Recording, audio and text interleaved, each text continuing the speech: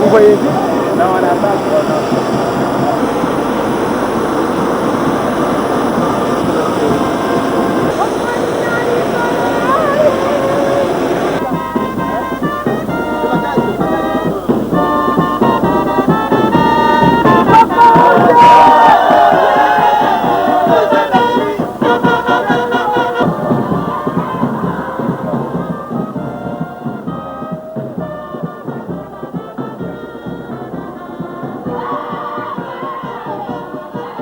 Dianguienda va perpétuer l'œuvre de son père, utilisant tout comme lui l'eau de la source bénite, appelée eau de Nkamba, pour guérir les malades. Voulant mettre un terme aux pratiques occultes, Dianguienda sera combattu par les magiciens, les francs-maçons et les rose-chrétiens qui vont le qualifier de faux prophète.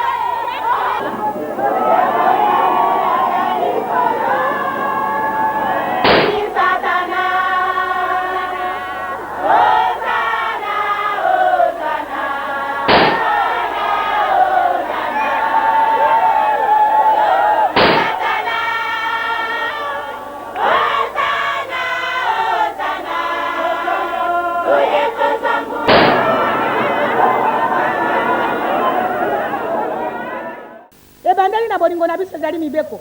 Soki ozali na mibeko ibozala na bolingo. Papa tokolobela koni na miso na yo. Oye yo moko. Na soto mpesi kaka yo moko. Obatela biso kino bozongi na yo na kombo na tata na mwana pe na molio mosana.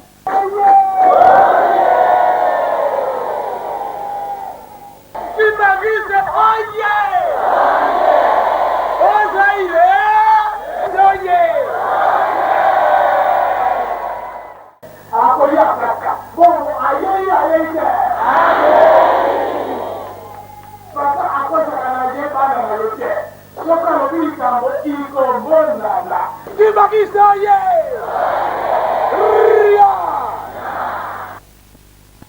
Bisika na bisika bijai na elembo na kana mboka oyo. Ntango ezalaka kalakala otanga tata kimbangu kombo te. Olobi simo bakangi yo. Bakei na yo na belingo, na ekafela, na bapoasende, na lowa. Liaison spirituelle. Soko sika wa kura isili ngana lubi na mikro. Boko kana disusu? Donc moko azali na batterie. Ozali na courant. Kura yango malamu nde tobatela yango. Pate ekufa ndenge nini soko toboki mibeko. Yango na banda tangwana nde kura ikatani. Relation na yo ezali susu certaine te na Nzambe. Ezali boyete. Donc tobongisele kamwana. Tozala bana na mibeko. Soko tozale bana na mobeko oyo nyonso tokulinga tokujwa yango. En 1959, l'église kimbanguiste est reconnue par le gouvernement belge et autorisée à exercer ses activités. En août 1969, elle devient membre du Conseil œcuménique des églises lors de la réunion de son comité exécutif à Canterbury en Angleterre. Son éminence Dianguienda guérit les malades, rend la vue aux aveugles, fait parler les sourds et muets, marcher les paralytiques et chasse les esprits démoniaques. C'est ainsi qu'il attire à ses prêches des milliers de fidèles. Les chercheurs kimbanguistes confirment que c'est bien lui l'incarnation de Simon Kimbangu. D'autres disent même que le jour de l'exhumation de Simon Kimbangu, c'était la remise et reprise que ce dernier avait fait avec son père.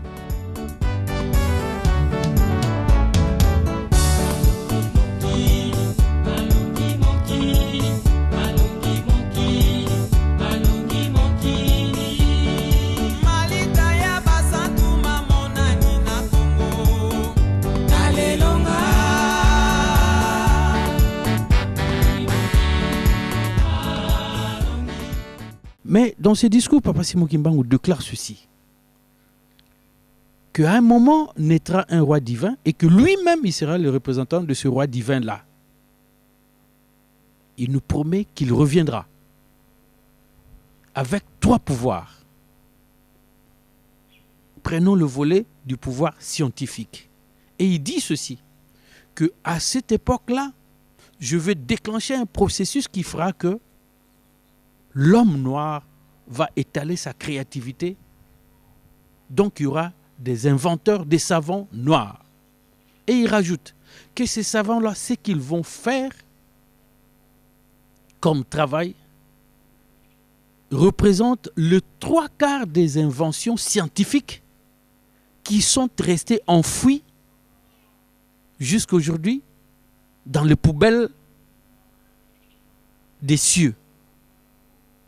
Donc, l'homme noir va faire des prodiges que nous ne connaissons pas en date d'aujourd'hui. Et c'est ce qui va faire que l'homme noir va se lever au niveau des autres civilisations et les dépasser afin que le Congo, qu'il appelle de ses voeux le Grand Congo, c'est-à-dire le Congo, la RDC, le Congo-Brazzaville et l'Angola, deviendra le pays où coule le lait et le miel. Ensuite, cette civilisation-là s'étendra au niveau de l'Afrique, de la diaspora, et va enfin harmoniser l'humanité. Quelle lecture faites-vous de ce texte-là, mon général? Mais moi, je m'étonne que vous ne pouvez même pas vous me poser cette question, que vous avez déjà les réalisations qui sont en train de commencer à se faire. Regardez, je vais vous donner un exemple de cette église d'Nkamba. Dites-moi, monsieur le journaliste, qui est ce blanc qui est venu de l'Europe pour construire cette église? C'est ma question que je vais vous poser tout d'abord, que vous allez me donner une réponse. Selon ce que moi j'ai appris en Kamba, il n'y avait jamais eu un ingénieur ou bien un blanc qui est venu de l'Europe pour donner un plan pour la construction de cette église. Et le monsieur qui a construit l'église, il ne savait ni lire ni écrire. Et la façon dont cette église est construite, c'est étonnant. 100 mètres de longueur, je ne sais pas si c'est 50 mètres de largeur. L'église a été construite par le natif d'Nkamba et les fidèles kimbanguistes. Et aucune église dans l'Afrique centrale ici est plus grande que cette église-là. Et natikala na likambwa na kati ya mutu nanga tilelo.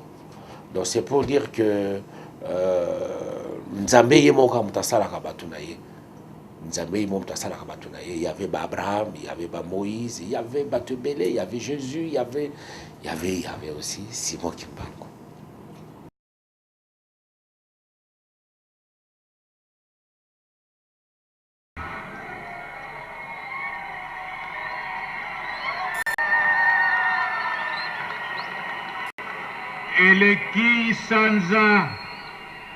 Eleki sanza zomina mwambe tata mokonzi ya Lingomba, son éminence Simon Kimbangu Kiangani abengaki biso awa na centre tokutani ayebisi biso boyoka ndenge papa Diangenda lobaki ye moko pa yokaki yango na Simon Kimbangu bato amayele bakobima bakouta mokili mobimba po boloba makambo ya papa Simon Kimbangu biso toyebisi ye mosala wana tolobi tokosala tosali to tosali te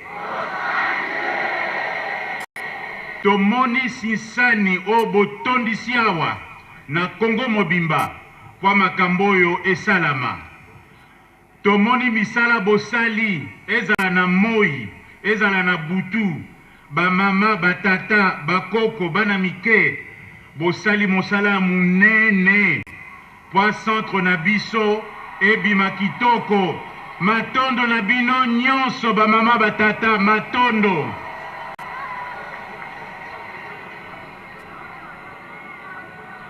Yami bale zali mosala bino moko bato lingomba kimbangiste bosali Yami satu yangoyo tomemeli bino awa basavant ya mokili mobimba tomemi to tomemi te bomoni bango to bomoni te etumba wana eza kaka ebandeli ya etumba bato bamonaka te bakomona o bayokaka te bakomona etumba wana eza kaka kobanda nano esili te eza tokolonga to tokolonga te lelo to lelo te sikoyo bopesa eyano bolakisa te bosepeli conférence internationale oye conférence internationale oye conférence internationale oye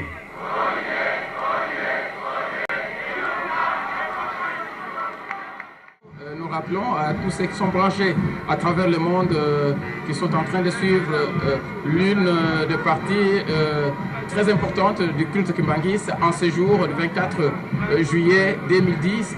Nous sommes au centre d'accueil Kimbangis, le 2011, voulais-je dire. C'est dans quelques minutes que nous allons pouvoir suivre le message du chef spirituel représentant légal de cette première église indépendante d'Afrique noire.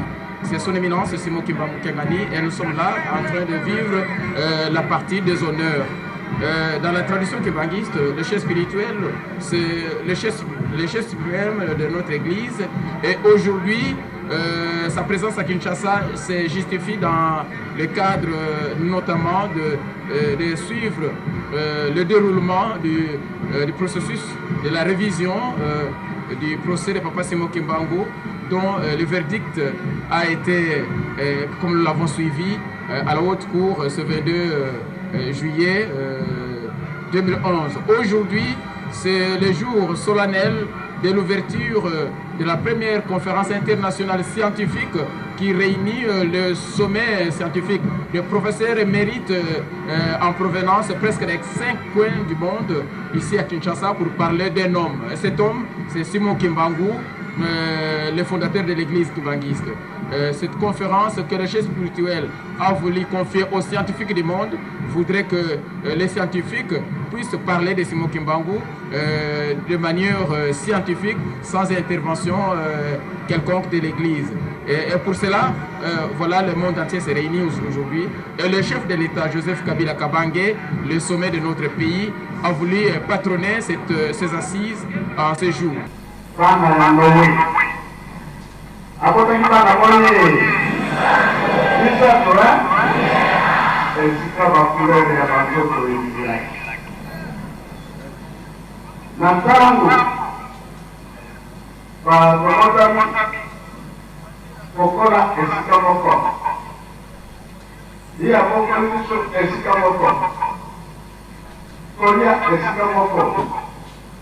Kasi moyinole na kati ya kabwelisho. Lelo yo conférence internationale des activités des agriculteurs. Et le peuple va moyer. Oyo ikamula biso ero mwekele musika tolo manenge tozalaki.